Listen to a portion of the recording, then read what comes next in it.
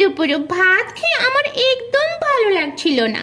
ঘরে একটা পাকা কেলা পড়েছিল, আমি ভাবলাম এটা ফেলে দিলে হয়। তখনই মা সুপার হিরোর মতো এন্ট্রি নিয়ে বলল, ওই কেলা ফেলবি না, আজকে পাকা কেলার হিরো থাকে হিরোইন হবার দিন। ভাই হাসতে বলল, কেলা দিয়ে মালপোয়া? আজকে যদি মালপোয়াটা ভালো নয় হয় না, আমি বাড়ি ছেড়ে আমার কালা কুকুরের সাথে থাকতে চলে যাব। সায়েন্সও বলে পাকা কেলার ন্যাচারাল সুগারের মশলা মালপোয়াকে বেশি সফট আর ফ্লাফি করে।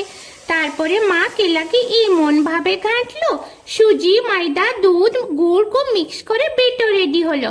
মা বেটার তেলে দিতেই চি চি চি ওর মালপোয়া এমন ফুলে উঠলো যেন আমার ভুকা ভাই খাবার গন্ধ পায় বেলুনের মতো ফুলে গেল।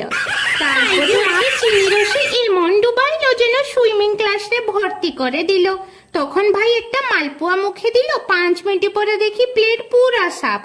আমি বললাম, তো কব যাবো তোর কালা কুকুরের সাথে থাকতে আমার কুকুর ভাই।